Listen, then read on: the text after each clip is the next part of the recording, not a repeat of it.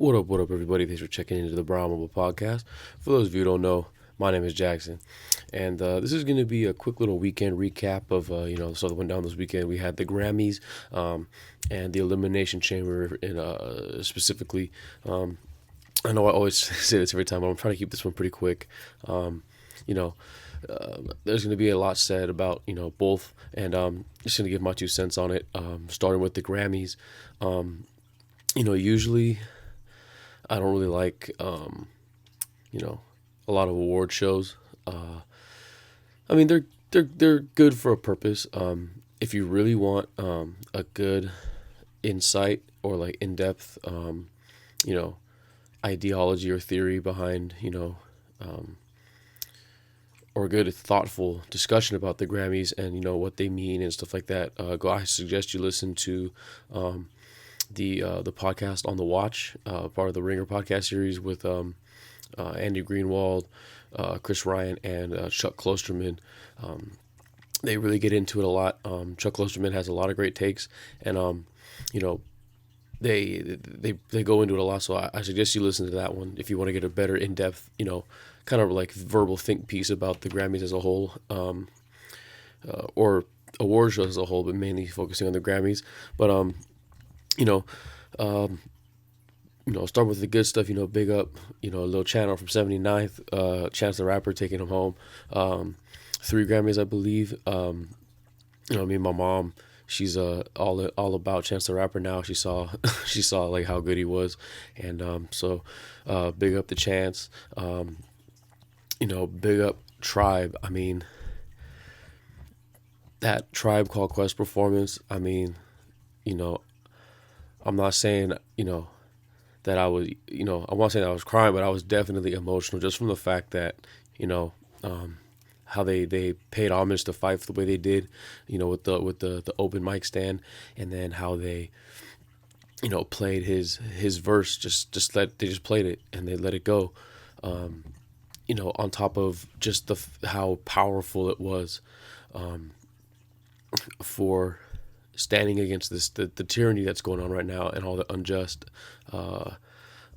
feelings going on, and leave it up to let the Dungeon Dragon Busta Rhymes, the biggest man, the biggest voice in the room, that's definitely gonna be President. Still can't say, but that's definitely gonna be Donald Trump's new nickname, President Agent Orange. I mean, that is just leave it to a guy like a classic OG like Busta Rhymes to come up with such a clever and accurate and great nickname, or essentially nickname he's not gonna like, but it's just a great nickname for him, because I mean that was, like I said, that was just something special.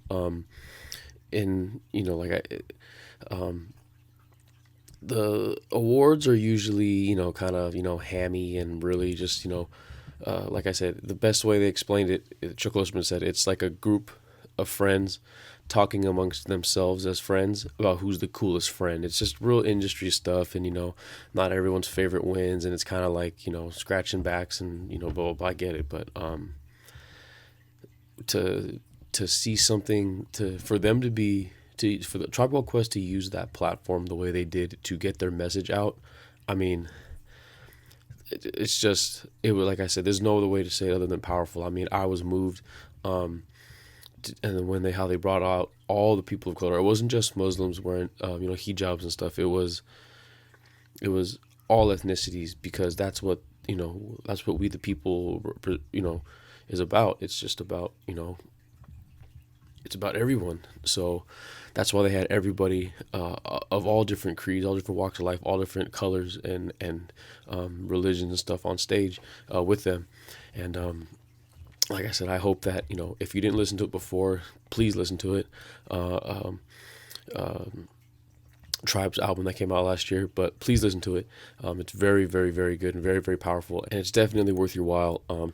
Also, like I mean, and back to Chance. I mean, his performance too, just taking everybody to church like that, bringing out Kirk Franklin, who, I mean, Kirk Franklin's a legend, but I mean, come on, man, he needs to get a new stylist after that one. I don't know what that little red thing was hanging off his pants, but other than that, like I said, Chance, took everybody to church, and if you didn't know who he was, he definitely made sure you knew who he was after tonight.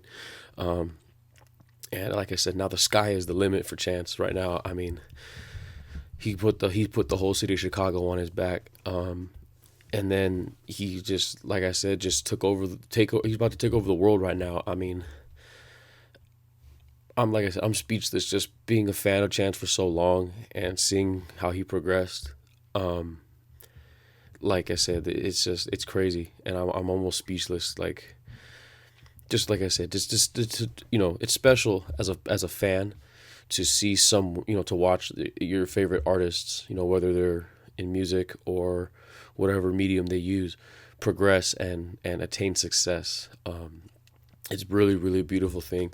And I know I'm not alone in this. There's plenty of other people out there who are feeling the same way I do about, again, like seeing the progress of their career and how well, how much they've grown and how much success they find. And like I said, it's just, I feel so good for Chance right now. I feel good for, um, all young musicians. This was a really great year for a lot of young musicians. A lot of people didn't know who a lot of these guys on the red carpet and stuff were, and it was really good to see a lot of, quote unquote indie artists out there, like Anderson .Paak, holding it down to Andy Pack. Um, like I said, it's tough. He had tough competition going against, who he had to go up against. But I mean, in any other time, Anderson .Paak would have won New Artist um, or like whatever urban contemporary or whatever, he could have won it. But it's really tough competition this year. But don't let that discredit anything that Anderson .Paak's done. Malibu's a great album too, and like and then like I said with the indie artists, I mean, Chance shouted out SoundCloud. I mean, people always give SoundCloud rappers, has a negative connotation, like, oh, you're just a SoundCloud rapper. But I mean, Chance started out as a SoundCloud rapper. A lot of your favorite up and coming guys are like SoundCloud rappers, or quote unquote SoundCloud rappers. But you know, look for definitely SoundCloud's price just went up from that one, and like I said, it's big time, and a great time to be an indie artist. And this, like I said, Chance winning is definitely going to be bringing the spotlight to a lot more indie guys, more indie labels, more quote unquote underground guys, and hopefully they'll get the recognition they deserve. And then all the other awards. I mean, I'm cool. I haven't got a chance to look at the full list. I'm glad that a lot of I mean, I know Robert Glasper won for doing Miles Davis, the soundtrack for Miles Davis movie, which was really cool. If you don't know, Robert Glasper is a really good jazz musician. Look him up. Black Radio, Black Radio 2, really great albums. I'm trying to think.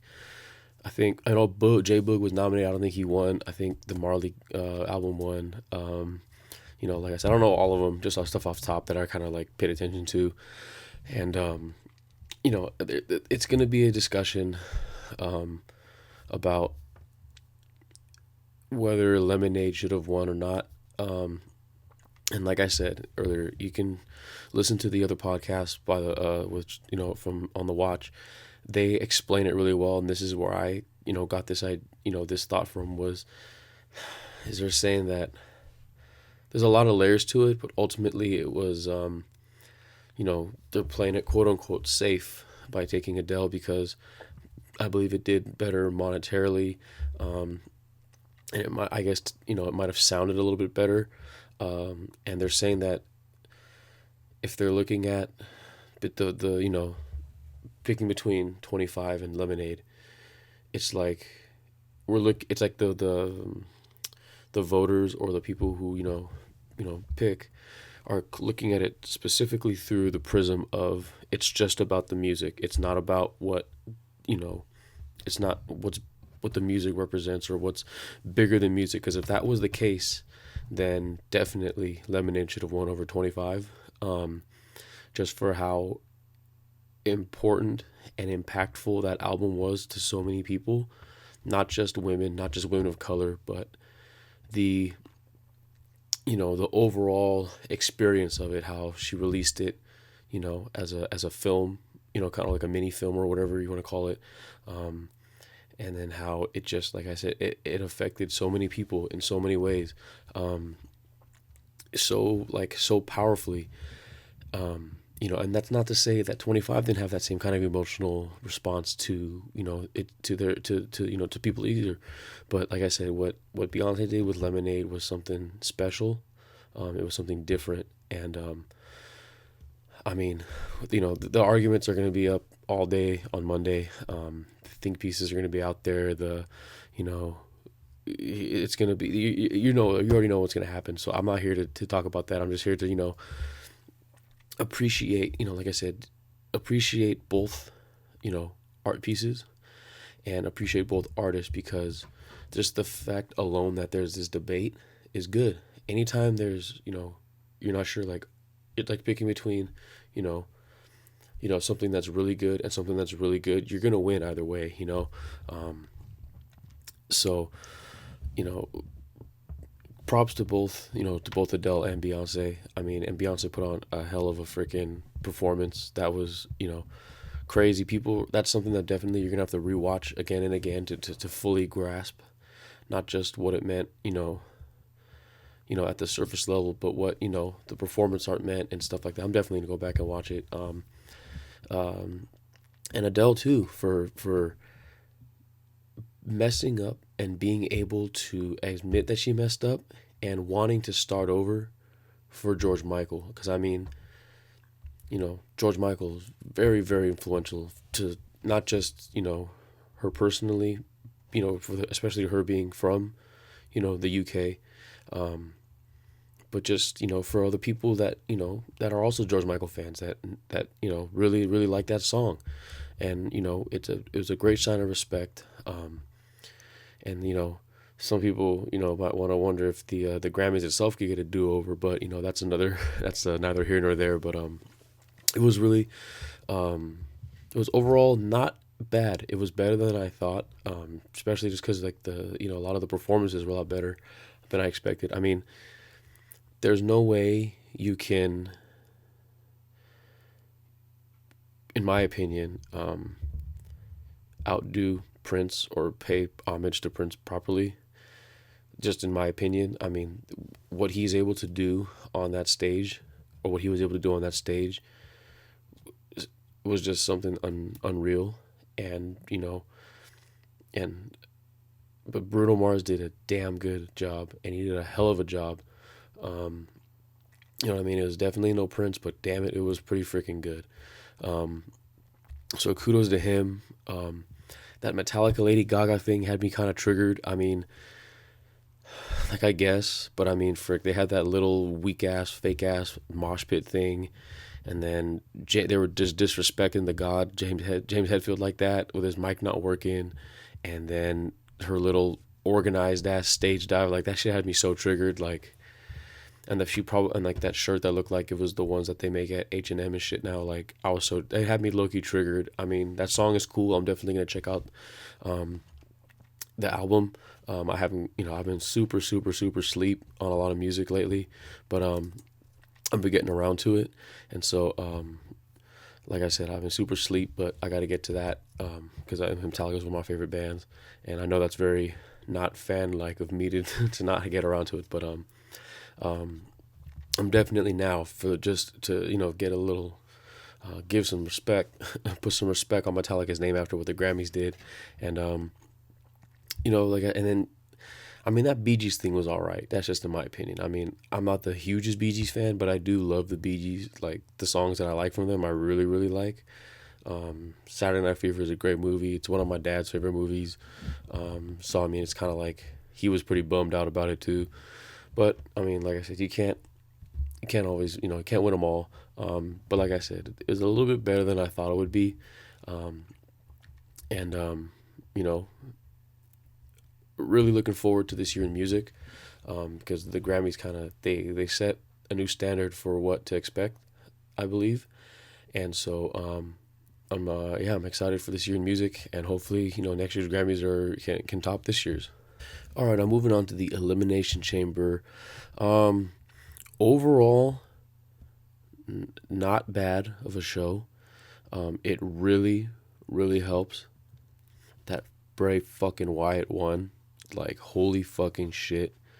So, if you've been following the podcast, you know that I've been talking about how I relatively recently got back into wrestling within the last year, 2 years or so.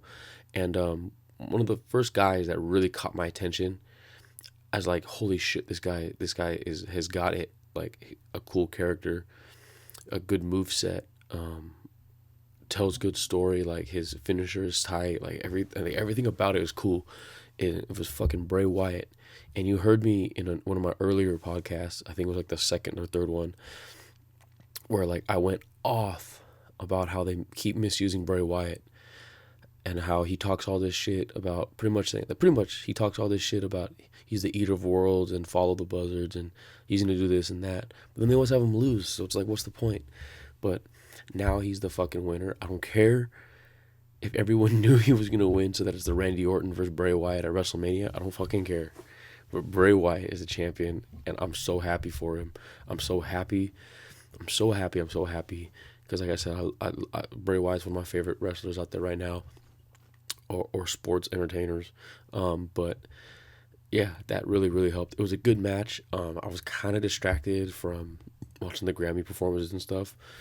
Not gonna lie, but it was still a pretty good match. I mean, AJ Styles, man, he's good, but freaking just the fact that Bray Wyatt actually pinned John Cena clean as a freaking whistle, dude. Like, that's crazy too. And like I said, AJ Styles did great. For even, like I said, even though everyone knew that it was gonna be Bray Wyatt, deep down, I know I'm not the only one. Deep down, I would have been cool if AJ Styles won too. I mean, because AJ Styles is so good, so good.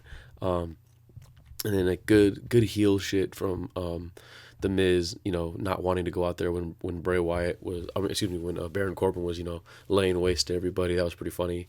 And just like I said, overall a pretty good match. I want to watch it again, because like I said, I didn't fully see it. But Randy Orton, Luke Harper was pretty good. I mean, you already knew that Randy Orton was gonna win. Like, obviously, he needs to have all the momentum going into WrestleMania, which is gonna be a good match between two good workers.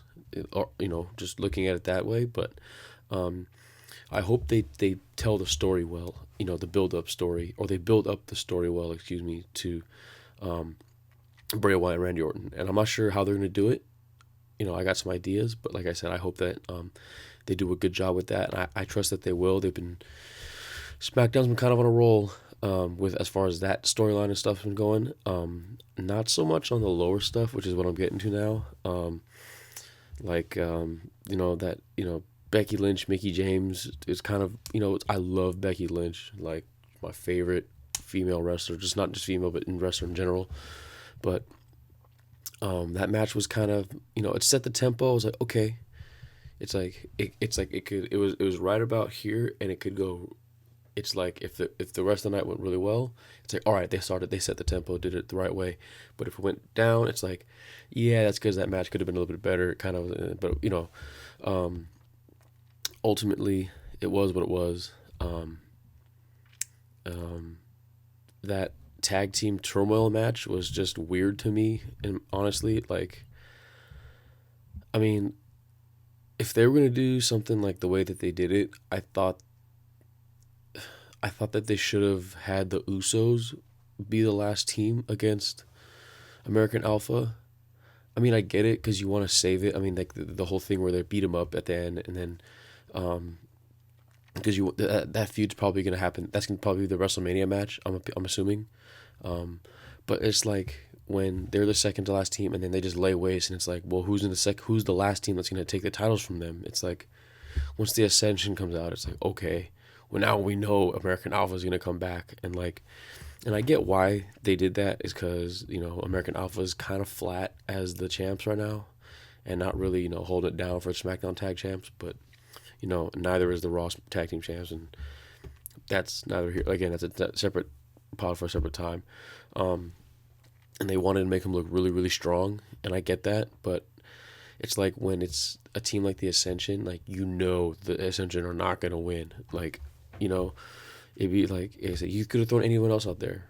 Um, it would have only been believable if it was the Usos, but like I said, I get that they why they did that. Um, so I'm gonna be looking forward to the Usos and American Alpha at WrestleMania, and then I don't know. I feel bad for Apollo Crews, man. I mean, it's like he's like if Roman Reigns is like I'm just going on a grading scale, like Roman Reigns is like what they're trying to do on Raw, and they're trying to do the same thing on SmackDown, but they're kind of they're trying to weave in a little bit easier and trying to be not as noticeable as they are with Roman, but everyone notices it. I mean, if I felt bad for him when, you know, Dolph Ziggler did the whole ankle stomp with the chair, and everyone's just saying thank you, Ziggler. Like, I mean, I get it. Like, and I, they were trying to play the sympathy card for Apollo Crews, but it only just made Ziggler like look that much better and get him that much over. Because I mean, dude, Ziggler is. I tweeted this out. Like, Ziggler is so over with the fans, and they want him to be a champ. They want him to be successful, and that's why like he can't just be in the mid card. Like, unless he has some heat in the back or something. I don't know, but I know they're trying to use him and his status as a former champ and this and that to try to put Apollo Crews over, but it's just not working. The fans are not buying it, and they're not buying into his goody two shoes, too clean cut, shtick. And they're everyone, including myself, is freaking loving this new bad attitude Dolph Ziggler. I mean, his Twitter handle's Heel Ziggler, and he is freaking just being the most heelish of all heels right now. And I mean, the only way they could probably get the fans to turn is if they paired him with The Miz. That's just my opinion. That's just what I think. So I mean, stay tuned for that. That might happen. I don't know, but I mean, I just feel bad for Apollo Crews because it's just not working. No matter how much WWE's trying right now. But the biggest takeaway I took from Elimination Chamber was that, for the most part, the beginning of the paper, the first hour and a half, 2 hours or so, like I said, like the women, Becky Lynch match, Apollo Crews and Ziggler, and the tag team match, and all the other stuff, and the Nikki Bella, and Natalia match that no one cared about, like that stuff, so that stuff was pretty flat, and I tweeted this out, which you should follow me on Twitter if you don't already. I tweeted this out that this paper, that Elimination Chamber this year, was the perfect example of how a really great and a really awesome crowd can help save a pay-per-view. Because, you could have gotten other situations like when they debuted the Universal belt, and how like the crowd was so like, what the fuck, and boo, and making fun of it and stuff, and it ruined the match, kind of, But like I said, like the crowd was so good, and they were so into it and so awesome for Elimination Chamber that it really helped carry the match. I mean, because like I said, by all means, like those early matches were boring and just no one cared, But that crowd, I truly believe that crowd felt it and like just felt bad for them, and just is like, what, we're gonna buy in for tonight, and just we're gonna make it fun for ourselves because it's so boring. And like they were at any other, if I was there, I might have like gone to the bathroom or something for that tag team turmoil match, but they were into it. They were cheering for Breezango, which was funny, which was fun. They were booing and doing stuff for the Vaudevillains, which was good. They were like having what sounded like genuine like oohs and ahs at certain moves and spots and stuff. And like I said, man, like that's the power of a great crowd. It felt like an NXT show. That's what it felt like an older NXT show where they were really into it. Doing the chants, doing really like paying it. I feel like they were like actually paying attention and watching. That's what it felt like. And when that happens and the crowd's really into it, that's what gets the performers, the wrestlers into it. It makes them want to, like, okay, like the crowd's into it. We gotta really show off for them and stuff. And that stuff's real. Like, I know it's their job and that they should be like that, but you know, it's always nice when you get the reaction that you feel like you deserve or that you should get or you're supposed to get from doing what you're doing. And so yeah, big props, big ups to that crowd out there. I believe in Phoenix. I believe in Phoenix for Elimination Chamber. So yeah, like I said, that was it. It was a pretty quick one. Like I said, there's gonna be so much stuff about the Grammys, about who should have won and who. Blah, blah, blah. Like, I'm not here to do that. I'm not some music critic. I'm just a regular old fan, who just happens to listen to a lot of music, and I like what I like, and that's about it. And like I said, I know what these award shows are like. So I mean, like I said, it's like, what can you do? It's like they're gonna keep doing the same thing they always do. But like I said, I am optimistic for going forward that more younger up and coming independent artists will definitely get the credit they deserve. I'm also excited for what's gonna happen on SmackDown. Like I said, Bray freaking Wyatt, baby, follow the buzzards. He's finally champ. Like, I'm definitely gonna be getting some merch pretty soon. And yeah, like always, if you like what you heard, go ahead, like, share, subscribe, comment, all that good stuff. You know, if you agree with me or not on how the Grammys went or how Elimination Chamber went, let me know. Comment down here or just give me a follow on my ads, Twitter, Instagram, SoundCloud, iTunes, all that good stuff. Go ahead and give me a follow on all those.